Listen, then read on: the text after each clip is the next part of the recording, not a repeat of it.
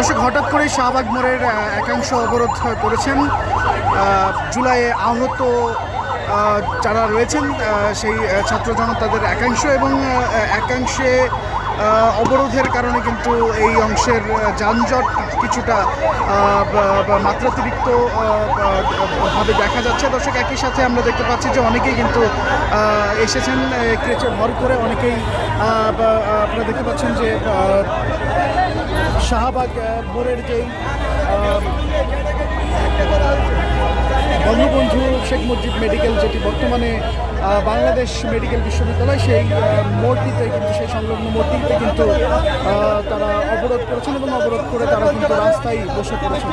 আমরা কিছুক্ষণ আগে দেখলাম যে আসলে আইন শৃঙ্খলা রক্ষাকারী বাহিনীর সদস্যদের সাথে তাদের কথা হয়েছে এবং তারা তাদেরকে বলেছেন যে তারা শাহবাগের এই মোড়টি আছে সামনে এগোবেন না, এবং একই সাথে তারা বলেছেন যে তাদের দাবি মেনে নেওয়া হলে সেই সাথে সাথেই তারা কিন্তু এই অবরোধটি প্রত্যাহার করে তারা চলে যাবেন।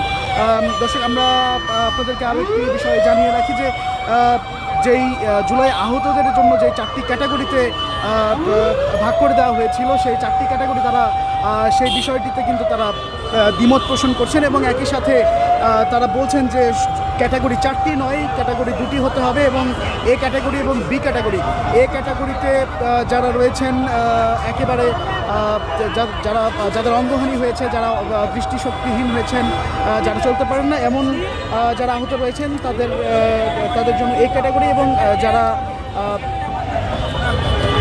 আরও একটি ক্যাটাগরি রয়েছে যারা তুলনামূলকভাবে কম আহত, তাদের জন্য বি ক্যাটাগরি। এবং এই দাবিতে কিন্তু তারা ঠিক এই মুহূর্তে শাহবাগের একাংশ অবরোধ করে তারা বসে পড়েছেন রাস্তায়। আমি তো এই যে রোদে আছি, আমার খুব কষ্ট হচ্ছে। আমার হাতে কোনো কিছু করতে পারে, আমার হাতে নামগুলো সবগুলো ইঞ্জুরি, হাতের আছে 70টা, এখন হাতে এখনো বর্তমানে আছে 35টা এখন হাতে আছে।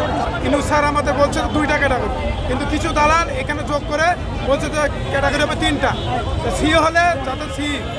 আজকে আমারও ছিল ডি, প্রথম স্টেপে 4টা ক্যাটাগরি ছিল, প্রথমে আমার ছিল ডি, পরে আবার যখন 3টায় হয়েছে তখন আমার করছে সি। তাহলে আমি নিশ্চয়ই কোনো কিছু পাবো না, তাহলে আমি কীভাবে চলবো? আমার ভবিষ্যৎ কী? আমি কী করে খাবো? তাহলে আমাদের যে পুনর্বাসন করার কথা বলছে, এটা সম্পূর্ণ মিথ্যা হয়ে যাবে। আর আমাদের দাবি এখন 2টা ক্যাটাগরি, এ আর বি, এবং একটা হটলাইন নাম্বার চালু করতে হবে যাতে প্রত্যেক শহীদ পরিবার, প্রত্যেক আহত পরিবার তাদের সঙ্গে যোগাযোগ করতে পারে এবং সমস্যার কথা বলতে পারে, যাতে কারো দৌড়ে দৌড়ে আর ঘোরা না লাগে।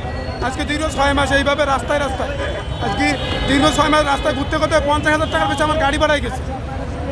এর চেয়ে আর কষ্টজনক কথা বলবো কাকে? আপনার নাম কি, কোথায় থেকে? মোহাম্মদ হোসেন আলী, আমার দেশের বাড়ি সাতক্ষীরা, থাকি আমি গাজীপুর।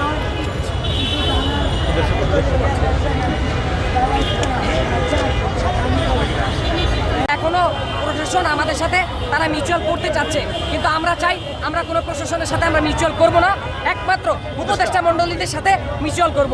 তাছাড়া আমরা এই রাজপথ ছাড়বো না। আমাদের মধ্যে আমরা আলটিমেটাম দিয়ে দিয়েছি এবং 2 ঘন্টার জন্য অলরেডি আমরা ওয়ার্নিং দিয়ে দিয়েছি।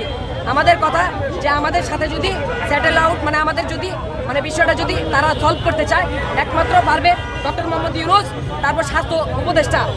এই 2জন ব্যক্তি ছাড়া আমরা কাউকেই চাই না। এই 2জন ব্যক্তিরা যদি সলভ আউট করতে পারে তাইলে আমরা রাজপথ ছেড়ে দিব, আর যদি না পারে তাহলে আমরা রাজপথ ছাড়বো না। হবে তাদের জন্য 20,000 টাকা ভাড়া, আর যারা তার জন্য 15,000 টাকা ভাড়া, আর সরকারি সুবিধা সবাই যেন ভোগ করতে পারে, এটা আমাদের কাছে দাঁড়িয়ে।